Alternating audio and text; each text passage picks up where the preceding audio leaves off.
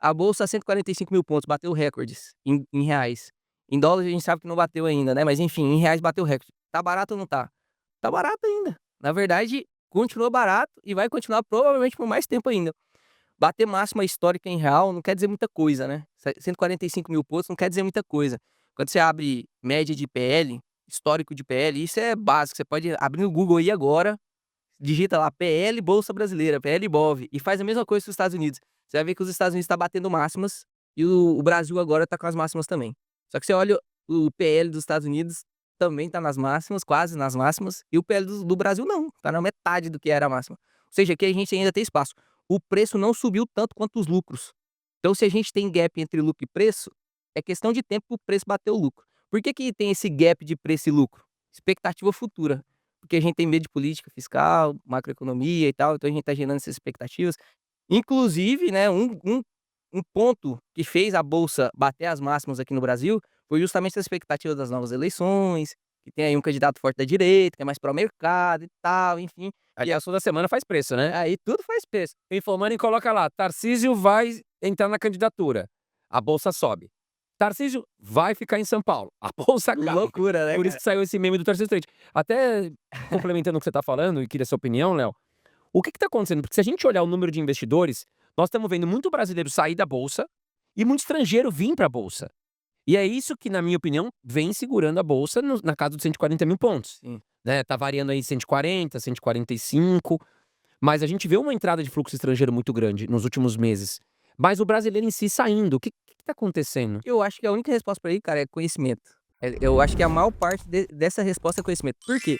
Ó, se a gente olha a taxa de juros real no Brasil, o gringo fica louco com isso, né? 8,5 de taxa Ô, de louco. juro real. Imagina, lá a taxa de juro real é 1,5, É. 2. Caiu agora? Agora que tá alta a taxa Selic lá, né? Tá 4, 4,25. Sim. Aí tá 2 de juro real. Aqui tem 8 de juro real. Você fala, opa, não vou ficar de Fala, fora, que né? que é isso, né? E o brasileiro, teoricamente, também está fazendo isso. Então, é óbvio que o brasileiro também não é bobo. Apesar de ser menos eficiente, ele também não é bobo. Então, o que ele está fazendo? Ele está tirando as reservas dele da bolsa e jogando para renda fixa. O americano também está fazendo isso. Só que ele olha para as ações dele lá e vê, pô, um exemplo agora, que aconteceu agora, tem 2 semanas. BR Partners, conhece? Conheço. Sim. BR Partners listou a DR lá nos Estados Unidos. Então, agora o americano consegue comprar BR Parts lá com mais facilidade. O que aconteceu com o BR Parts? Disparou. Disparou. Porque olhando os pares, todos os pares de BR Parts tá 26 de PL. BR Parts estava 7. Era loucura um cara que tem conhecimento não fazer isso, né? Então, como eles estão realmente vendo várias oportunidades em mercados emergentes, e isso não só o Brasil, né? Mas principalmente o Brasil tem a bolsa mais barata, agora está sendo a mais barata, inclusive mais barata que a da China, né? Tem um risco muito maior, na minha opinião, do que o Brasil. Eu fico imaginando um investidor estrangeiro, né? Ele olha o mapa mundi lá. Aí ele fala, pô, tô com uma grana sobrando. Pô, Estados Unidos subiu muito. Cara, tá ficando caro, né? A gente tem agora também os juros caindo aqui e tal. Mas enfim, a bolsa tá cara. Aí olha pra Europa. Puta, confronto geopolítico lá tá feio. A Rússia tá tentando cutucar todo mundo. A qualquer momento pode dar um problema. Aí você vai olhar pra onde? Você vai olhar pra China. Puta, a China não tá crescendo como antes. Aí você vem pra América Latina, você olha quem é a bolsa mais barata? Puta, é o Brasil, né, cara? Pior que o Brasil é um Muita prato empresa cheio, barata né, e cara? empresa boa. Então por isso que nós estamos tendo uma entrada forte de fluxo, né, Léo? E enquanto o investidor brasileiro, ele realmente, e eu sempre vou bater nisso, né, cara? Enquanto o investidor brasileiro ele não começar a fazer conta, ele vai invariavelmente ter rendimentos medíocres. E medíocre não falo medíocre de ruim, medíocre de média mesmo, porque ele vai sempre correr do que teoricamente ele acha arriscado. E como o Warren Buffett fala, risco é você não ter conhecimento, né? Então, pô, você não, o brasileiro, ele não consegue fazer um preço-teto projetivo mais simples, que é o do Bazin lá, ele não consegue fazer isso. Se ele conseguisse fazer minimamente isso, não precisa nem jogar taxa futura de juros, corrigir a presente para trazer valuation presente, não precisa fazer isso. É só fazer um precinho teto para ver como que as empresas estão baratas. Aí eu vejo gente fazendo investimento, pegando todo o dinheiro que ele tem, investindo em LCA enquanto tá isento, porque agora tem essa pressão também, né? E deixando de investir, por exemplo, em BB Seguridade, que tá com a TIR de 16%. Aí vai lá investindo no pré-fixado de 13%. Então, pô, e ainda tem o imposto de renda, né? A BB Seguridade, teoricamente, vai receber dividendo, não tem expectativa de crescimento. Então, O brasileiro tá muito Empresa, né? atrasado, né? e Se você for ver, o brasileiro até, sei lá, até um tempo atrás, e eu acho que o YouTube, nós educadores financeiros, somos muito responsáveis por melhorar essa questão da educação financeira no Brasil. Cara, até um tempo o brasileiro colocava o dinheiro na poupança, ele não sabia nem o que era um CDB, ele não sabia nem o que era um fundo DI. Então você ia na agência, a tua gerente Não te oferecia pra você comprar uma ação, você ia no Itaú. Pô, fica nosso sócio, compra uma ação do Itaú. Não, te oferecia uma poupança, que sabe que é um produto ruim, e o banco trabalha com o teu dinheiro. Então, é uma evolução que a gente tá vindo a passos muito lentos, mas eu acredito que graças ao Léo, ao Diegão, ao Bruno Perini, a galera toda aí, a gente tá conseguindo empurrar, cara. Porque se a gente dependesse do governo, criar educação financeira nas escolas, ensinar a galera a se organizar financeiramente, a coisa estava pior. Porque foi o que você falou, a galera não sabe fazer um valuation de ações. E até então não sabia nem que era um CDB. Então, infelizmente, a gente tem que, sabe? E quem puder aqui compartilha mais os nossos vídeos, do Léo, da galera, pra galera vir pro mercado, né, cara? Pra gente girar isso daí, né, Léo? Pior que eu Que é tenho. e pior é que, assim, a gente ainda vê a maior parte da população não investindo, saiu um dado agora, ou ainda na poupança. E o que que acontece, né? Ou na conta corrente, até sem deixar render, né? E aí a pessoa ela faz aquela conta, CDB rendendo, exemplo, 12% ao ano. Só que aí você tem que descontar a inflação. Vamos supor que a inflação está em 5. Tô dando um exemplo aqui, então é 12 menos 5. Agora a ação não, cai limpinho. O fundo imobiliário cai limpinho, já descontou, né, então a pessoa O esquece de imposto de fazer essa renda, né? conta, Não, e entendeu? eu tenho um ideal meio utópico, assim, ó. Não sei se vocês pensam nesse. Eu tenho um ideal meio utópico.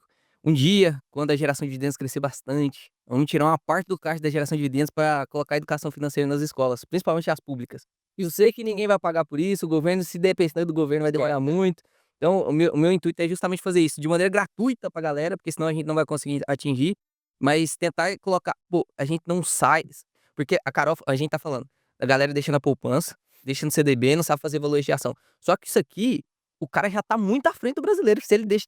Nossa, tava lendo uma pesquisa Já esse tá dia. gestando, pelo menos, né? Não, tava lendo uma pesquisa esse dia. 82% das pessoas que ganham menos de 2 salários mínimos estão endividadas. Sim. Aí a gente sobe isso pra 10 salários mínimos, 15 mil e pouco. Quantos por cento? Chuta. 50%? 72%. Ah, 72% Ou ali. Ou seja, não mudou. Não é sobre quanto a pessoa ganha. É educação financeira Mesmo que mesmo. ela ganhe mais, ela vai gastar mais. É só educação É financeira. gastar. É gastar. Ou seja, eles só querem. Ele realmente não consegue. É aquele estudo muito genial da Jujubinha, né? Da preferência temporal. O brasileiro ele é uma criança que não aguenta esperar 10 jujubinha daqui 10 minutos e prefere comer jujubinha agora. Mas a gente não entra naquele assunto do, por exemplo, eu tava vendo aí esses dias um vídeo no YouTube que era um bilionário versus não sei quantas pessoas lá, tantos pobres, exemplo. E cara, e eles sempre batem na taxação dos bilionários, na taxação dos bilionários. Você não acha que muitos brasileiros às vezes querem puxar o rico pra baixo? E muitos desses bilionários já foram pobres, né? Por exemplo, eu, cara, eu era telemarketing pagando minha faculdade, não que eu fui pobre, mas assim, eu ralei pra chegar onde eu tô, entendeu? Mas muitos talvez vão falar: "Tem que taxar o André", né? Desculpa. Eh, e aí você não acha que a gente tem um pouco de confusão aí na mente das pessoas? Porque assim, você quer puxar o cara pra baixo, porque você fala: "Pô, os bilionários é um mundo injusto", mas ao mesmo tempo você tá vendo aí na pesquisa, o cara ganha 2 salários mínimos, tá endividado. Ele passa a ganhar 10 salários mínimos, tá endividado. Se ele começar a ganhar 50 salários mínimos, talvez ele vai continuar endividado. Ele nunca vai ser um bilionário, porque na cabeça dele, ele não tem organização financeira, ele quer gastar, ele quer gastar, ele quer gastar. Então, o que você acha disso tudo, cara? Essa questão de querem taxar os bilionários, querem taxar os ricos, e o que falta pra essa população, hein? Boa. Cara, vou dividir esse tópico em 3 pedaços. Primeiro vamos falar sobre a taxação dos bilionários, dos ricos, principalmente agora na verdade essa última projeto de lei que passou, não foi nem para taxar bilionário, né, foi as médias e pequenas empresas, que vai cair mais ali o Simples Nacional, vai cair o lucro presumido, que provavelmente é onde a gente se enquadra. Então eu pessoa física fui afetado e a geração de dividendos, pessoa jurídica também foi bem afetado com isso. E eu não discordo, cara, eu não discordo. Eu acredito que o rico ele tem que pagar um pouquinho mais. Não, e concordo. Perfeitamente, todos nós concordamos, tanto que a gente paga os nossos impostos, pagamos certinho, se aumentar a gente vai pagar, então nunca foi uma discussão que o rico não tem que pagar o mesmo tanto de não é assim: "Ah, eu sou rico, quero pagar o mesmo tanto de imposto que o pobre", não, eu concordo que o rico tem que pagar mais imposto do que o pobre, até para poder a gente diminuir um pouquinho da desigualdade. Só que a desigualdade ela não é gerada porque um ganha muito e outro ganha pouco. O que a galera pensa, e isso mais por conta de novo, né, educação financeira, é que, o seu dinheiro, por exemplo, é como se fosse uma pizza. E se você comer um pedaço, outra pessoa não vai conseguir comer. Não é assim que funciona. Você só tem seu dinheiro, a Carol só tem o dinheiro dela, eu só tenho o meu dinheiro, o bilionário lá, o Flávio Augusto, só tem o dinheiro dele porque ele gerou riqueza. Então não é tipo assim, o Flávio Augusto gerou riqueza, eu não consigo mais gerar. Não, vai trabalhar, vai Ou ter espaço, não tem não, mais. vai gerar a sua riqueza. A gente é remunerado por aquilo que a gente consegue ajudar as pessoas, resolver problemas e tal, então cada um que consegue resolver um problema vai ser remunerado por aquilo. Se você resolve pouco problema e só consegue vender sua hora, você vai ser pouco remunerado por isso. E não tem como mudar isso se você não mudar a sua mentalidade. Eu sei que às vezes falando assim parece que é muito, é só mudar a mentalidade, pô, eu vivi com R$ 900 por mês também. Então, como é que eu consegui e você não vai conseguir? Se eu conseguir, como é que você não vai conseguir? Eu não sou genial, meu QI não é tão alto. Então, como é que eu consegui? Foi só mudança de mentalidade mesmo. É um pouquinho de organização financeira, que depois você vai estudar, vai estudar, vai estudar. E eu achei legal um comentário que ele fez pra uma moça que colocou ele contra a parede, que ele falou assim, ó: "Quantos anos você tem?" Ela falou, sei lá, 23, eu tô chutando. Ele falou: "Pô, tenho 55." Não lembro exatamente as idades. Ele falou: "Eu daria todo o meu patrimônio pra ter a tua idade, pra trocar com você agora. Por quê? Com o conhecimento que eu atingi hoje, se eu voltasse na tua idade, eu faria tudo de novo ou melhor, e ainda teria a tua idade. Eu teria o tempo não se compra." Exato. Então, cara, o que que ele quis dizer ali? Você tem uma idade que você pode construir. Às vezes, ao invés de você ficar reclamando injustiça social, vamos taxar os ricos, começa a pensar em: "Poxa, tá, eu ganho 3 salários mínimos. Eu posso começar a empreender alguma coisinha aqui, ou juntar um pouquinho, ou vou fazer um curso diferente, pra você aos poucos crescer." Tá, você não vai virar um bilionário, mas é difícil, mas, poxa, você melhorar a tua vida, né. Eu vejo que às vezes as pessoas ficam reclamando, ao invés de tentar melhorar. Sabe, tentar achar uma alternativa. E aí é mais fácil ficar batendo nas pessoas, Com certeza. esses ricos são culpados, esses bilionários não deveriam existir, do que pensar: "Pô, em vez de ficar reclamando aqui, eu vou mudar o meu foco pra, poxa, será que eu posso fazer um curso que vai melhorar meu progresso? Será que eu faço uma faculdade? Será" você entende o que eu quero dizer, Léo? Sim. E aí entra no segundo ponto da argumentação, inclusive. A primeira é que a gente não vive num sistema de repartição, né? Não é um negócio assim que se eu pegar, você fica sem. A gente vive num sistema onde a gente consegue construir riqueza. Então, primeira coisa que, não é porque o Léo tem dinheiro, ainda nem tem desse tanto não, mas não é porque o Léo tem mais do que a classe média que a classe média ficou sem poder ter. A segunda argumentação é que, normalmente essas pessoas, elas esperam que a igualdade seja aumentada, né, então a igualdade entre eu e você seja aumentada, ou seja, a gente esteja mais próximos, de acordo com a interferência de um poder terceiro, não é sobre ele. Então, o poder terceiro criado lá desde a antiguidade foi o Estado, que é para representar a massa populacional. Tem Sim. a massa forte, tem a massa populacional. Então, a massa populacional sempre fica dependente agora de uma força terceira para poder invariavelmente reduzir essa desigualdade. Só que essa não é a solução ideal. Por que que não é a solução ideal? Nem sempre uma sociedade igual, ela é rica. Se todo mundo tiver pobre, nós estamos bem igual. Sim. A ideia por que que a galera quer? Não, então vamos ficar todo mundo rico então? Só que e aí foi um estudo muito, muito, muito, muito, muito legal, cara, muito legal. E assim, dou graças a Deus por ter lido esse estudo, que isso abriu minha mente. Uma vez eu estava lendo uns artigos lá de eu gosto muito de reforço positivo, então eu estudo para poder ensinar pra galera, né. E aí teve um estudo onde uma galera um professor pegou uma galerinha na sala de aula de ensino fundamental, e eles falaram assim: "Ó, a partir de agora, a gente vai fazer sistema de repartição de notas. Então a gente vai somar a nota e a turma vai ganhar uma nota. Então, se o Joãozinho lá que sempre tira 10 continuar tirando 10, ele vai ter que dividir o 10 dele com quem tira o 2. E aí vai ter uma nota da turma." E aí eles fizeram isso, 3 etapas. Fizeram a primeira vez. O Joãozinho continuou estudando, se esforçando, foi lá e tirou 10. 10% da turma, notas maiores. 50% da turma, notas menores. E 40% da turma, notas intermediárias. Beleza, o Joãozinho chegou no professor e falou assim: "Pô, professor, eu estudei, virei à noite, professor, eu tirei 10 aqui e minha nota foi 8." Aí o professor: "Não, mas calma, a gente agora está no modelo de repartição. Você repartiu a sua nota com quem tirou só 2 porque não conseguiu estudar." Aí vai ter várias justificativas do porquê não conseguiu estudar. Beleza, tudo bem. O Joãozinho, né, triste, aceitou e tal. Depois, segunda etapa do estudo, vamos fazer de novo. Adivinha o que que aconteceu agora? O Joãozinho estudou menos. O Joãozinho: não sei se eu vou estudar tanto, vou fazer eu já sou Eu não inteligente, vou carregar o outro nas eu costas. eu já sou inteligente, eu vou fazer a prova do jeito que eu consigo mesmo e tal." Tirou, o Joãozinho inteligente, tirou 8. Só que a média da turma agora reduziu. A primeira média da turma, se eu não me engano, foi 7,2. A segunda média da turma já caiu para 5 pontos. Ou seja, a média da turma começou a diminuir. Agora todo mundo estava um pouquinho mais igual, só que a média da turma diminuiu.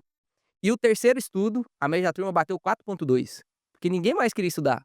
Se eu que vou trabalhar, eu vou ter que dividir o meu dinheiro com quem não quer trabalhar, e aí tenha um bom senso, tô falando com quem não quer trabalhar, não tô falando de você que tá se esforçando e tal. Mas se eu for ter que dividir com essa pessoa, eu perco meu estímulo de reforço positivo para poder estudar. Então, qual é o intuito, o André? Vamos supor que taxação de ricos agora. Nós vamos taxar 80% do seu patrimônio. Você vai se esforçar, você vai gravar podcast, gravar vídeo pro seu canal, você vai movimentar seu Instagram, você vai viajar pra caramba, deixar sua filha lá na sua casa. Você falou, né, que, pô, quero voltar a ver minha filha. Vou deixar minha filha lá. Se eu vou ter que dividir todo o dinheiro, então Claro que não, vou ficar parar. mais tranquilo. Vou ficar mais tranquilo. Ou vou embora, vou fazer meu podcast no Paraguai. Sabe que Mano, os podcasts. eu tava voltando. O comunismo é isso, né? Que você tá explicando. Que o comunismo ele trata todo mundo pra baixo. Tipo assim, ninguém pode se destacar. Todo mundo embaixo. Ou seja, vamos puxar todo mundo pra baixo. Não é melhor puxar todo mundo pra cima? Ou você se inspirar no cara que tá lá em cima pra você. Pô, Joãozinho, chega aqui, cara. Você tá tirando 10. Meu, me ajuda a estudar. Tô Exatamente. precisando de uma força, cara. Pô, do 2 o cara sobe pro 5. Porque o Joãozinho começou a dar uns toques pra ele. Ou seja, ele se inspirou no Joãozinho. E é isso, o pobre talvez poderia se inspirar no bilionário e começar a entender o que o cara fez pra ele crescer.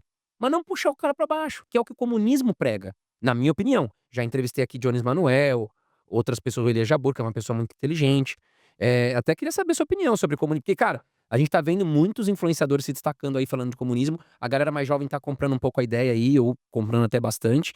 Né? O que você pensa sobre o comunismo, né? Cara, olha, isso é até complicado de falar, né? Mas sempre quando a gente desenvolve uma narrativa que agrada mais a massa. Tirar aqui? Sempre quando a gente constrói uma narrativa que agrada mais a massa, a parte menor, que é produtiva, vai ficar afetada, né? Então, vou pegar agora essa última lei que foi aprovada sobre a isenção. 14,9 milhões de pessoas no Brasil vão ser beneficiadas pela isenção dos R$ 5.000. Concordo? Plenamente, concordo. Quem que vai pagar essa conta? Tava até desatualizado, né? Só estão atualizando isso. Né? Na verdade, a atualização não foi nem real, né? Teria que atualizar mesmo aparecendo. Exatamente. Mas tudo bem, eu fiz as contas, era mais ou menos uns 15 mil reais que tinha que estar isenção, mas tudo bem. Enfim, pegando 144 mil pessoas que foram enquadradas nesse parte dos dividendos e tal, vão ter que pagar para isenção dos 14,9. Discordo? Não, não discordo não. Se a gente estivesse numa situação onde a gente realmente precisasse fazer isso, concordo plenamente. Só que o que eu fico brabo? O que eu fico assim, meu Deus do céu, e fico realmente enojado, assim. É porque a gente não tá abrindo mão do nosso dinheiro para poder isentar os 14,9. A gente tá abrindo mão do nosso dinheiro para poder custear benefício do terceiro poder. político. Do terceiro poder. Então não é sobre isso. Ou assistencialismo demais também, né, E Léo? aí, qual que é a narrativa, cara? A narrativa, eu não sei se você já assistiu Naruto na sua vida, mas o Naruto é uma aula de política, cara. É uma aula de política. Todo mundo um manipulando o outro e o terceiro poder, né, o Estado, é manipulando as classes. Então eles querem iniciar uma guerra da maioria, que é a população que tem menos renda, contra a minoria, que é a população... Aqui tem pessoas produtivas. A minoria aqui que ganha mais também é produtivo. Então eles querem que esses dois briguem para poder ele sair como benfeitor para a maioria e aí instaurar realmente aí o pobre tem que ser contra o rico, o Estado tá ajudando o pobre. E aí ele se manter no poder, né? Então todas as narrativas são criadas para poder manter no poder. O comunismo, eu estava estudando sobre comunismo, sobre um monte de modelos totalitaristas, né? E o comunismo é basicamente isso. É a ascensão do poder dessas pessoas que são a maioria trabalhadora, para ser o terceiro poder, né? Então, o Estado se transforma nessas pessoas que são as trabalhadoras. E aí a classe que foi observado já, isso é histórico, tá? E eu tenho pouco conhecimento sobre isso, por isso que eu nem quero entrar muito. Mas a gente não tem hoje algum país comunista, não temos, a gente não chegou nesse ponto, mas, teoricamente, partidos que primeiro tem que passar pro socialismo, depois passar pro comunismo. O comunismo nem existe, na Isso. verdade, né? Você vê totalitarismo no socialismo. Então é meio que o ideal utópico também, né? Então eu acredito assim que... Porque o comunismo é o poder no povo, você não tem um partido político, né? Não Exatamente. tem nenhum país que é assim. Instiga o partido político e teoricamente o povo vai controlar. Só que o povo ele vira esse terceiro poder, né? Sim. Então o problema não é isso, né? Não é assim que eu acho que vai resolver as coisas, não. Eu ainda tô me evoluindo ideologicamente nessa parte, né? Ainda não consegui me definir aí dentro da caixinha. Tá bem longe do comunismo, bem longe um pouco do comunismo, um pouco longe do socialismo, mas enfim, eu acredito que a gente tem que ir juntando as melhores partes de cada tipo de modelo, porque o que rege a política em geral é o modelo econômico, né? É o modelo econômico que Olha a China aí, né? aumenta o seu poder de compra ou não, né? E no final no frigir dos ovos, a gente, para ter uma melhoria na qualidade de vida, o IDH subir, a gente tem que aumentar o nosso poder de compra, ou então aumentar a nossa Exato. produtividade. Se a gente não faz isso, independente do partido político que for, não vai adiantar nada. Só vai trocar quem tá no poder.